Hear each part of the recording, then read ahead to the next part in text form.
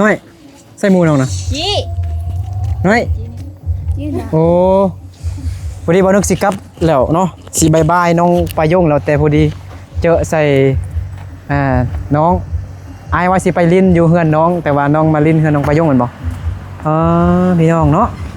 สบายดีแล้วล่ะสบายดีโดย FC ยังเจอน้องจีดอยู่บ่เนาะบ่แม่น FC ลืมน้องจีดแล้วบ่เนาะ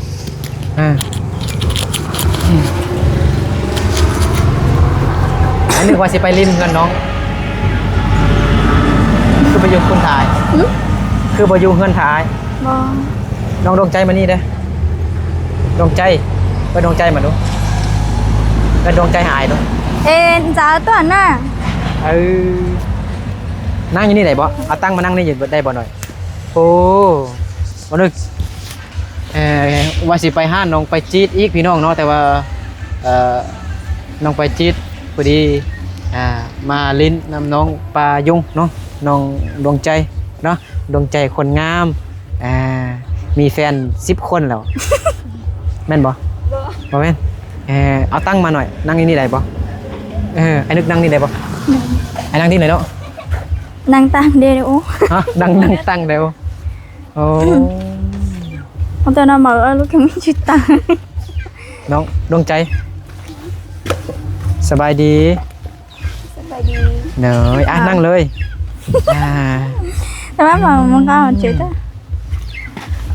ไอ้นึกก็ซื้อขนมเพื่ออยู่ดอกไอ้สิว่าสิไปลิ้นน้ำน้องดวงใจน้องไปจีดแต่พอดีน้องมาลิ้นน้ำมูเนาะมาลิ้นน้ำน้องปายงหรือว่าน้องอาปงน้องปายงวะจะมาจะเช่นนี้เดือบไปอ่ะแป๊บนึงเอาเขามีอย่างงานดองมาหน่อยเลยโอ้เขามีอันเขามัดแค้นเหมือนบ่ภาษามงว่าจังไดมัดควันมัดแค้นคีว่าจังน่ะคีเตฮะคีเตอันนี้คิดว่าขี้แตกอันนี้นั่งนี่ได้บ่ไอ้นึกนั่งอยู่นี่ฮอตมื้ออื่นเช้าได้บ่อันนึกว่านอนวะบ่ไอ้นึกตอนกลางเว้นไอ้นึกนอนได้ตอนกลางคืนไอ้นึกนั่งมื้อคืนอยู่มื้อคืนไอ้นึกนั่งอยู่นี่มื้อคืนกับต้องมีหมู่อยู่นำบ่พวกน้องอยู่นำบ่ไหวบ่ดวงใจไหวบ่ถ้ามีผู้บ่าวอยู่นำดิไหวบ่บ่ไหวคือกันบาดว่าสิไปลิ้นนำน้องไปจีดอยู่เฮือนเนาะเฮือนน้องไปจีดอยู่พูดเนาะทางโค้งพุ่นทางไปบ้านหลัก18เนาะบ่แม่นหลัก14ไม่ยังก็บ้านยังก็ไปทางนั้นนะหลัก10ปงว่างเนาะทางไปบ้านปงว่างพี่น้องเนาะเฮือนน้องคนงามเด้ทางไปบ่แม่นน้องดวงใจเนาะน้องคนงามน้องคนน่าฮักแม่นบ่สวยเนาะส่วนหลายเขาบอกว่าแต่สวยเนาะอันผู้สาวมงคำบอกย่องอันตัวเองแบบสวยดวงใจมีความหมายว่าอย่างไรดวงใจฮะลงเชียปร่งเชียดวงใจกับลงเชียเดี๋ยวอาจจะมีอัน FC ที่เข้ามาติดตามช่องบ่นึกมาเนาะเดี๋ยวสิให้น้องปาจิตกับน้องดวงใจแนะนำชื่อแล้วก็อายุเนาะแล้วก็กำลังเฮ็ดหยังอยู่เนาะเฮียนหรือว่าบ่เฮียนแล้วสิถามน้องดวงใจก่อนน้องดวงใจชื่อว่าน้องดวงใจแม่นบ่น้องดวงใจอายุ14ปีเขาเรียนอยู่แม่นบ่อยู่ม.4 ความฝันอยากเฮ็ดหยังอยากเป็นหยังอยากเป็นแม่คนอยากเป็นตำรวจอยากเป็นหยังเขินที่ไหนบ่เนี่ยอยากเป็นหยังหน่อยอยากเป็น สัญญาณบ่ดีทีอยากเป็นหยัง สอน้อง เป็นนายหมอเป็นนายหมอเนาะน้องปาจิตเลยจักปีเหรอ 15 อยากเป็นหยังของฟัน ทหาร เป็นทหารได้ซื้อตัวเลขอะไรเนาะแม่นบ่ทหารนี่แล้วน้องอยากเป็นบ่ตอนฮอด18 ปีพ่อแม่ซื้อตัวเลขให้บ่ อยากเป็น ฮะเป็นทหาร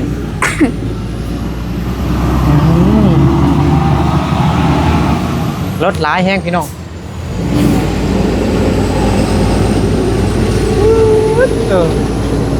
รถ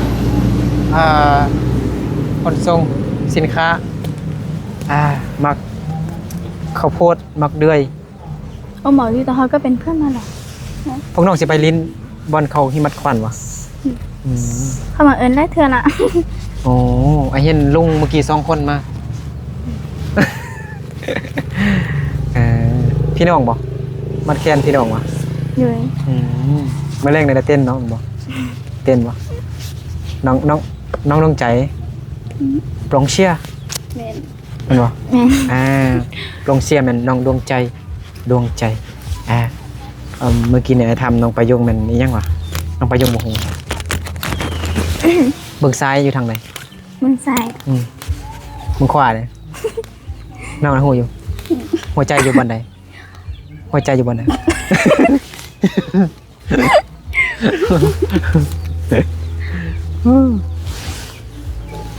คนเฮา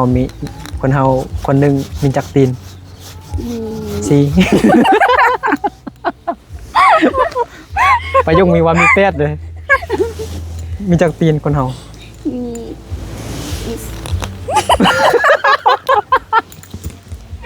คนเฮามีจักตีนคนน้องดวงใจ มีสอง คิดว่ามี4 ตีน เอามือช่วยเนาะ โอ้ยมาเฮือนยกเขตบริเวณเฮือนน้องปลายงน่ะมีแต่เสียงหัวเราะพี่น้องเนาะโอ้ยเดี๋ยวสิถามแบบตลกก่อน โอ้ยห้องเพลงเล่งมั่วได้เชียร์ได้อยู่บ่ได้อยู่เนาะ ไอ้ห้องก่อนเด้อพวกน้องก็ห้องต่อเด้ออีออเป้เล่งมั่วได้เชียร์ ห้องดูเล่งมัวได้เชียก็มัวก็ชะตาชื่อแม่นเฮากาเฟ่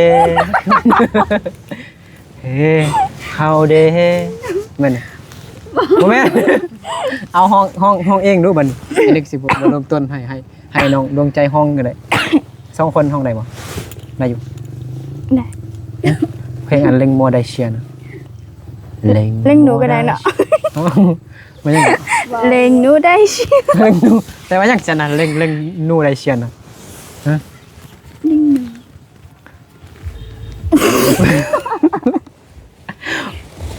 คนใหม่แล้วบ่คนเฮาคนหนึงมันจักหัว จักหัว ฮะน้องดวงใจมีจักหัวคนนึงเอาบ่ฮู้อีกว่านี้คนเฮาคนหนึงมีจักนิ้วมือมีจักนิ้ว นิ้วมือ มี มี10 คิดว่าสินับตีนเนาะ นับอันนิ้วตีนนำโอ้ยมีแต่เป็นตาตลกแฮง มื้ออื่นไปซอกหน่อไม้บ่น้องดวงใจไปบ่ไปแทนบ่เข้าเรียนเหรอ เขา ฮะไอ้นึกถามชวนไปยังก็คือไปซั่นคือบ่คิดถึงโรงเรียนเลยในครูตัดคะแนนคนคะแนนครอบแล้วไปยัง จะว่าไปให้ บ่ครอบไปยังน้องดวงใจมื้อในครอบสิไปยังไอ้นึกถามเว้าเมื่อกี้ไปยัง ยังบ่คิด ฮะน้องไปจิตเว้าดู เขาไปให้ ไปให้เอาไอ้นึกว่าซอกหน่อไม้นี่ เขาไปซ้อมหน่อไม้ ไปนำไผน้องดวงใจฮะไปนำไผอย่าเว้าไปนำไผ นึก จื้ออยู่คำแม่นน้องไม้เนี่ยบ่ฮู้เลยบ่จื้อเลยอยู่ อยู่ในงานเนี่ยเขาเจ้ามักฟังแต่เพลงมงเนาะระหว่างน้องดวงใจกับน้องน้องประจิตไผเต้นเก่งหรือว่าประยง ไผเต้นเก่ง สำคัญ โอ้ยทำกันพวกน้องเต้นนี่เต้นท่าใด ถ้าได้ก็ได้ น้องเต้นหาไอ้หนึ่งเบิ่งบ่ดูไอ้หนึ่งเต้นก่อนนะเต้นได้ปะเต้นท่านี้ได้ปะเห็นเขาเต้นใน TikTok นะ ได้ นี่เขาเปิดเพลงอยู่นะน้องเต้นมึงดูเต้นหาไอ้หนึ่งเบิ่งบ่หนึงฮะเอ้าใช่ว่าเต้นเก่งคือกันกับน้องประจิตนี่ บอยเต้นแบบตลกให้ FC เบิ่งเด้FC บ่เบิ่งหลายดอกมีแต่คนเดียวดอก2คนนี่นะน้องเต้นมึงดู ว้าวก็ ลูกมึงดูเต้นมึงอันหนึ่งเป็นคนตลกนะอยากให้พวกน้องตลกนำแล้วพวกน้องสิตลกนำอ้ายหรือว่าสิเซาหรือว่าสิให้ ม่วนเนาะเพลงมงเนาะเพลงที่น้องดวงใจมักที่สุดเป็นเพลงหยังเพลงมงเนาะชื่อว่าแนวใดมึงดูเพลงหยังมักที่สุดที่น้องแบบมักห้องน้องอัพน้ำก็ห้องเนาะเข้าห้องน้ำก็ห้อง ไปชอกหน่อไม้ก็ห้อง ไปกินข้าวอยู่ก็ห้อง บ่หู เอาลองห้องมาหน่อยหนึงดูได้บ่ คิดก่อน คิดติ๊กตักติ๊กตักติ๊กตักติ๊กตักฮะ จื้อ ไม่ชื่อแล้วน้องประจิตได้ชื่ออยู่บ่ เพลงยังมักมันเพลงยังฮู้บ่ซื้อเพลงยังเผื่อไอ้นึกให้ FC ได้คนหารับฟัง มีหลายเพลง มีได้เพลง เลย โอ้บ่มี แต่บ่ เอา จื้ เพล อง เดียว เพลง ชื่อเพลง เลย แล้วห้องอะไรบ่น้อยหนึง 2 คำ 3 คำห้องบ่เนาะโอ้รู้เชียน้องห้องบ่เนาะ เดี๋ยว ฮะขึ้นบ่ มันจะเต้นรนดี ไปซื้อขนมมาให้เขาไปห้องเพลงได้กินขนม ในถอดได้ บ่นึกเอาขนมให้น้องก่อนพอดีบังเอิญเจอใส่น้องดวงใจกับน้องประจิต นะเส้นตาจ้ะ ขนมรถหลายแห้งพี่น้องมีฝุ่น มาจน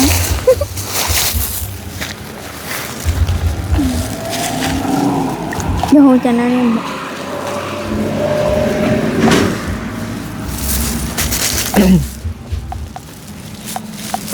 มาอยู่ที่จะน้ำหมาน่าจะเป็น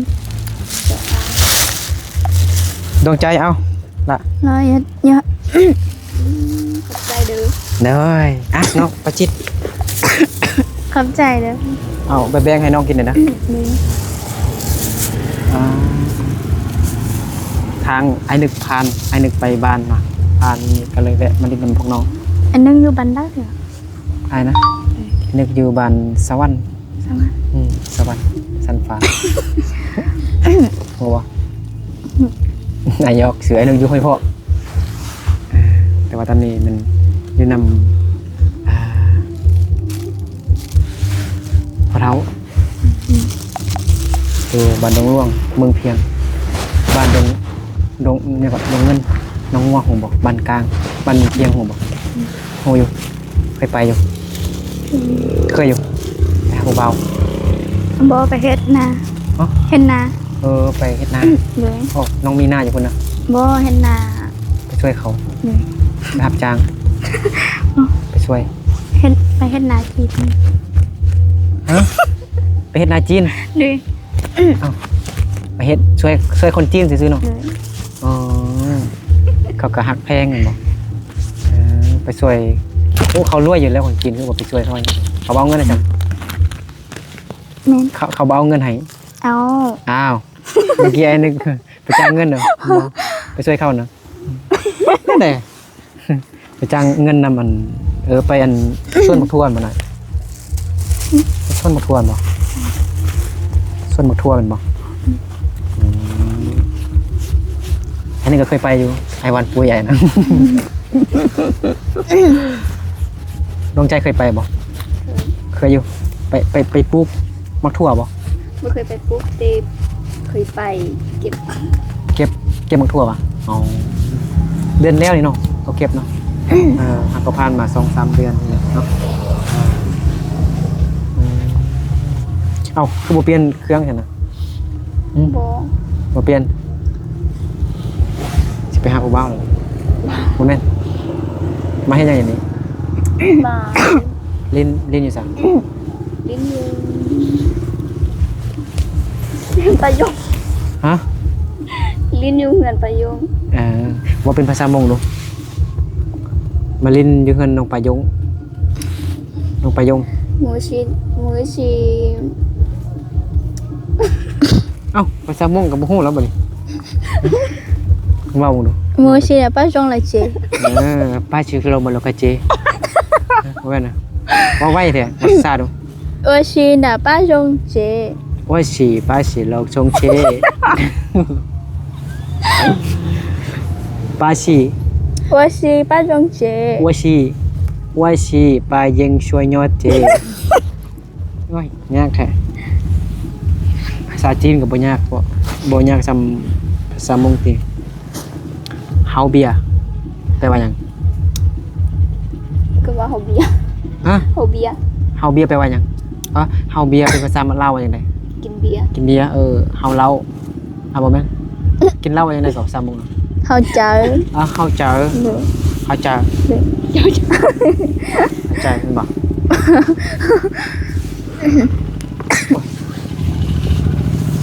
วันนี้อันหนึงเดินทางไกลแฮง60กว่าลักพุ่นเคยไปบ้านห้วยสังแยมบ่เคยไปบ่มีพี่น้องอยู่บ้านห้วยสังแยมบ่บ่มีเลิกโรงเรียนเราบ่นึงเข้าเป่าไฟช่วยพ่อแม่ว่าเลิกโรงเรียนน้องดวงใจเลิกโรงเรียนแล้วบ่นึงเข้าเป่าไฟช่วยพ่อแม่บ่เฮ็ดกินบ่แต่งกินให้พ่อแม่บ่เฮ็ดเอ้าคือประมาณนี้ซั่นน่ะคือประมาณลิ้นมาเที่ยวอยู่ ประมาณ5 โมงไป ฮะ ประมาณ5 โมง เดี๋ยวไปทาง เนี่ยทางเป็นยังไง5 โมงเนี่ยไปเฮ็ดทาง5 โมง10ปลาย5 โมง10ปลายแล้วไปเฮ็ดเวียกเฮือนน้องปาจิตเด้ สิก็ไปบันทาง เป็นบรรทา เดิน ตอนนี้นะ โดย ตอนนี้นะ บ่ จัง ป ไร ระมา นะ ณนี้จักโมงแล้ว 5 โมงเหรอ ประมาณ4 โมง5 โมงพันเนี่ย 4 โมง 5 โมง เดิน ไปหาแฟนบ่ บ่ ไปเฮ็ดหยัง ไปเฝ้าร้าน เฝ้าร้าน เดิน แล้วพ่อแม่เขาไปหยัง บ่พ่อแม่บ่ไป บ่อันพ่อแม่อันร้านน้อง หึ พ่อแม่อันอายน้องอันอายเด้อเอ้ยว่ะเอ้ยเหลืออายน้องว่าร้านเด้ไปเฝ้าร้านเฝ้าร้านน่ะ ลูกของอา ของอาแล้วอาไปใส่ยังกันนะ หึ เข้าไปเฮ็ดเวียกหยัง บ่เขาก็อยู่บันทานี่ เขาอยู่บ้านท่า เลยไปเอาเพิ่นบันทา บ่นึกว่าเอาร้านไปเบิ่งร้าน เลย ไปเบิ่งซื่อๆแบบบ่แม่นว่าแบบเบิ่งแบบผู้ใหญ่แล้วบ่ซั่นน่ะร้าน บ่ประมาณ5 เดือนนั่นแหละ อ๋อเด็กน้อยไปเบิ่งซื่อ ไปเบิ่ง ไปเยี่ยมยามทำข่าวซื่อๆเนาะแม่นบ่ ไปอยู่ ไปอยู่ เลยไปอยู่นำเลย อยู่นำเลย เลยประมาณ 4-5 มื้อจึงได้กลับมา อ๋อใช่อันนี้ก็นำไปหาไปถ่ายคลิปน้องอยู่บ้านท่าพุ่นเนาะได้มันไปทางไหนกันน่ะบ้านท่า ไปทาง ทางนาโต้บ่นาโต้ใหญ่นาโต้น้อย บ่ทาง ไปทางพาสร้างพุ่นนะ บ่ไปทางตลาดยาน ตลาดใหญ่ เลย ไปซื่อๆเลยบ่ข้ามขั้วนายไปนะ อันนึงบ่เคยไปวะ บ่เคยไปได้ยินอยู่แต่ว่าบ่เคยไป อ๋อ แม่นบ่ข้ามขั้วนายบ่นายยังฮู้บ่นายนะแม่นบ่ แม่น แม่นบ่ เดี๋ยวคิดก่อน อันคิดก่อนวันนี้ขั้วใหญ่ๆหั่นนี่บ่อนกระทรวงเฮือนบ่อนกระทรวง บ่ เฮือน บ่แม่นทางนั้นน่ะ บ่แม่นทางนั้นน่ะ เลย มีผู้สาวหลายบ่มีครอบครัวที่ลำบากหลายบ่ล่ะ มี อ๋อ แล้วมีผู้สาวบอกครอบครัวที่มีผู้สาวแบบลำบากอะมีอยู่ บ่ฮู้ น้องลงไปทำไอเด้อไปเด้อ แต่บ่ได้เบอร์สิไปทำเนี่ยได้ ฮะ บ่ได้เบอร์สิไปทำเนี่ยได้ โมไปย่างเลาะลิ้นเขาเจ้าน่ะแบบไปลิ้นไปเที่ยวที่สินะ นะ หรือว่าท่ามท่ามอันไอ้เคยยังตั้งอยู่คนไปเลยไปลิ้นบ้านท่าเพื่อมีหมูน้องไปลิ้นแดนะไปคนเดียววันนี้โจรหลายนะ โอ้ยใจบ่อยู่นี่แล้วน้องลองใจอยู่บนลำโพงหมดแล้ว บ่ ที่ไอ้นึกรักจอบเบิ่ง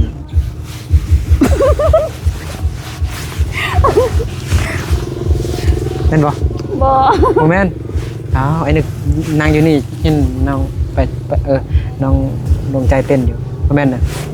แม่นก็บ่แม่นไอ้นึกเห็นแล้วเด้แต่ไอ้นึกลืมถ่ายไว้เมื่อกี้เห็นบ่อ๋อม่วนเนาะกินเบียร์ใส่กระเต้นไอ้นึกตอนอายุ3พวกน้องนี่ล่ะมักกินเหล้ากินเบียร์ไปเที่ยว บ้านกินเบียร์กินเหล้าแล้วก็เมาแล้วก็เต้นกลับมาเฮือนแล้วก็ถอนเมาเฮง เมื่อไปโรงเรียนบ่ ไป ไปมื้อแรงอยากกินหลายได้ไปโรงเรียนบ่ได้ได้เมาแล้ว ถอย กินหยัง ฮะ สิกินหยังกินข้าว กินเขา กินเบียร์น่ะตัวอายแล้ว ไปนั่งซื้อเข้ามาน่ะ เสาร์อิดลุกขึ้นไปจับขนมมึงเข้าใจกาเต้นบอกกาเต้นไพ่กาเต้นเด้มันน่าไอทึกเลข800 ล้านไอสิเอาให้พูดละล้านเต้นดูดวงใจไอหนึ่งเป็นคนตลกเลยอย่าหัวซาไอหนึ่งเลยเต้นดูถ้าได้ก็มันเต้นงามนะวันผู้สาวมงเนี่ยเขานุ่งกันสุดมงเลยเขาเต้นแบบจังไดก็มันงามๆเป็นยังไงฮะ มีไล่ แอลวันสิวะเป็นบ่ บ่ เบอร์อะไรแอลวันบ่ ระว่างน้องปาจิตกับน้องปายงไปแม่ก็ ดวงใจให้แอลวันลองเต้นมึงดูถ้าได้ก็ผู้สาวมงนะฮะ บัดนี้ เดี๋ยวสิอ่ะ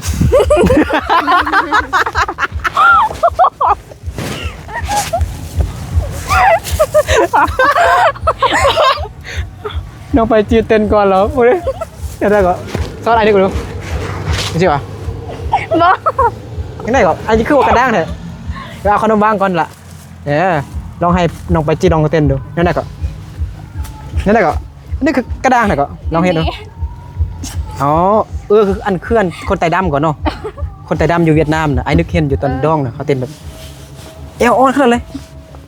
ผู้เศร้ามงเหมือนบ่เขานุ่งชุดมงเลยเขาก็จะเต้นแบบนี้บ่ แม่น ปาจิตกับน้องดวงใจลองเต้นดูอีกดูได้ก็ บัดนี้ อู้คักเลยน้องอ้อนเนาะแบบเฮ็ดเป็นแบบเป็นยังก็ อันนี้เฮ็ดเป็นบ่น้องปองปาจิตอยู่ได้ก็หมดละไม่ได้ก็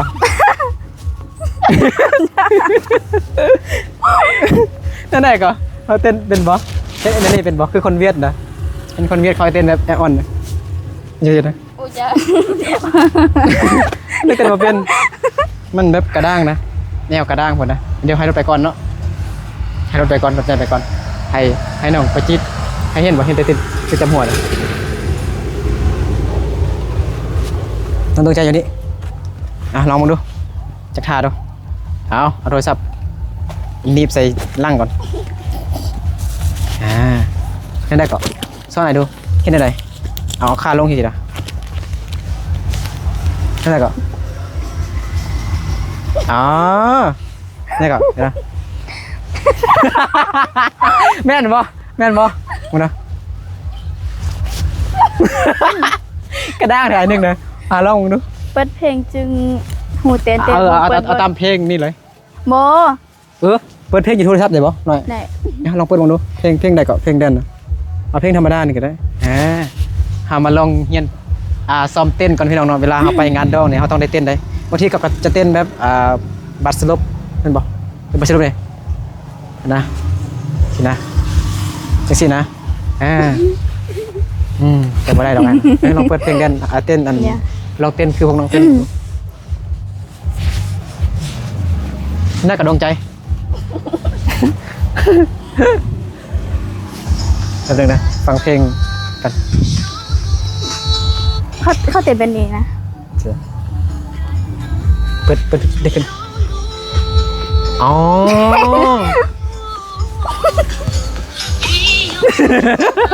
เอาให้ถึงนู้น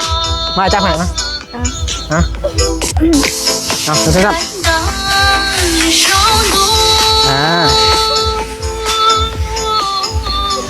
ป่วยนึกกระด้างหด